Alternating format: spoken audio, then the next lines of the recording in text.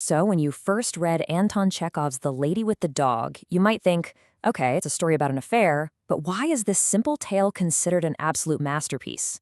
Well, it's because it's really about how a man who thinks he despises women, and maybe even himself, is completely and totally transformed by love. The real question is, how does Chekhov take a simple summer fling and turn it into this profound story of a man's soul? Let's get into it. All right, so first, let's meet our guy, Dmitry Gurov. He's a seasoned adulterer from Moscow, he's stuck in an unhappy marriage, and he's just deeply cynical about pretty much everything.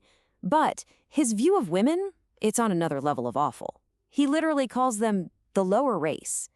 So this is our starting point, a jaded guy who thinks he's got the world, and especially women, all figured out.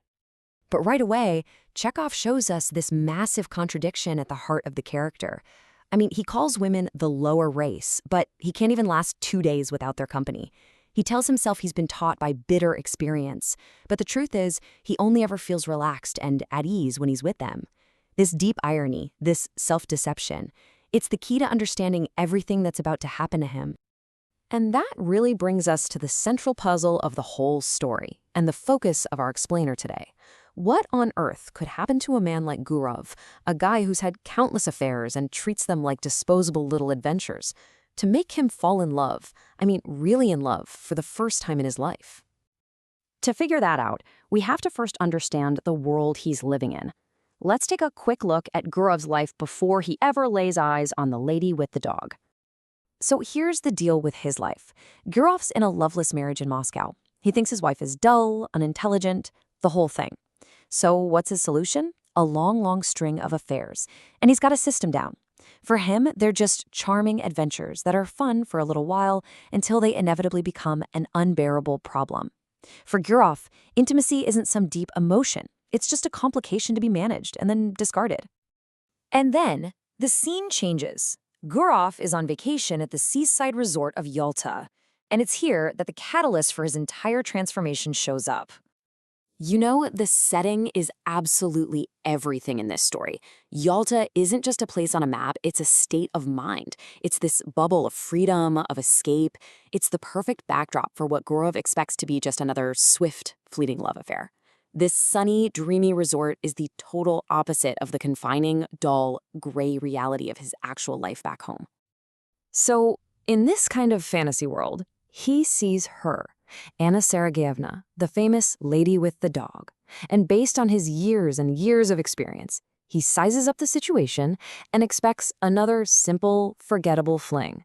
In his mind, there's absolutely no reason to think this one will be any different from all the rest. But then, something happens that's not in his playbook. After they sleep together, Anna doesn't follow the script. Instead of being fun and carefree, she's just crushed by genuine remorse. She calls herself a bad, low woman and is just tormented by her own guilt. This reaction is completely outside of Gurov's experience, and honestly, it just bores him. It irritates him. This isn't part of the game. So, they part ways. Gurov goes back to his routine in Moscow, totally expecting to forget all about her. But the affair doesn't just end in Yalta. No way. You could say this is where it actually begins. And this is where we see his whole carefully built world start to crack. First, there's his expectation. He's positive he'll forget her within a month. But then reality hits. Her memory doesn't fade. It gets stronger, more vivid, haunting him. And this quickly spirals into a full-on obsession. He feels this intense, desperate need to tell someone, anyone about her, just to make it feel real. Then one night, he just can't hold it in anymore. He's at his club with an acquaintance, and he finally blurts it out. He says, "If only you knew what a fascinating woman I made the acquaintance of in Yalta." And this is a huge deal. This is the cynical Gurov, trying to share something real, something from the heart. And his friend's response? It's just perfect. He says, "You were right. The sturgeon was a bit too strong." The sturgeon. That one single absurd line says everything you need to know about the canyon between Gurov's deep inner turmoil and the trivial, superficial world he lives in. He offers up his soul and gets a comment about the dinner menu. And that ridiculous, disconnected reply, it's the last straw.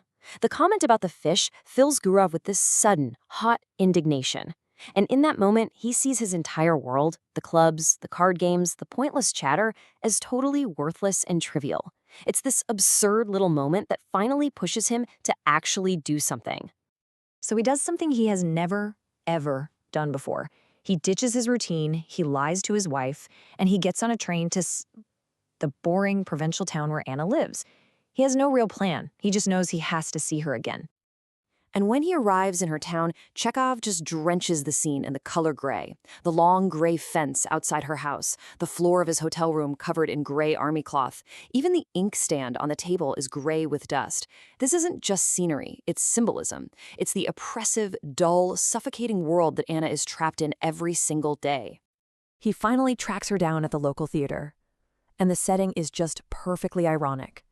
This isn't some grand romantic reunion. It's happening in a stuffy, second-rate theater with a terrible orchestra playing, but it's here, against this completely mediocre backdrop, that Gurov has the most profound realization of his entire life. As he looks at her, sitting there in this provincial crowd, it all becomes crystal clear. She isn't just another affair. She isn't an episode. He understands, in that moment, that she is the single most precious and important person in the world to him. The seemingly ordinary woman now fills his entire existence. And there it is. That's the climax of his entire transformation. He realizes, with his hair already turning gray, that for the first time in his life, he has actually, properly, truly fallen in love. All his cynical theories, all his bitter experience, it was all meaningless. This is real. But, this big realization isn't a happily ever after. It's not an end. It's actually a beginning. Now, Gurov and Anna have to face the impossible reality of their situation. This leads Gurov to this powerful new understanding of his own life. He realizes he's living two completely separate lives. There's his open life, his job, his wife, his social club, which he now sees as all a performance, a total falsehood. And then there's his secret life with Anna, which is the only thing that feels real and true. So Anna starts taking these secret trips to Moscow. But think about what their love has to be. They're forced to hide in hotel rooms, sneaking around like thieves, just tormented by the knowledge that their lives are broken and their happiness depends on lies. It's what Chekhov calls an intolerable bondage. And yet, despite all the secrecy and the misery, they both feel that this love has fundamentally changed who they are. They see each other almost as soulmates, like two birds that were caught and forced into separate cages, and they truly believe that fate itself intended for them to be together. And this brings us to Chekhov's famous ending, which really isn't an ending at all. They're desperate to figure out how to be free from this impossible situation, but they have no solution. And it's crystal clear to both of them that the most complicated, the most difficult part of their story was only just beginning. And it's that unresolved question, that impossible problem, that makes this story so powerful and unforgettable.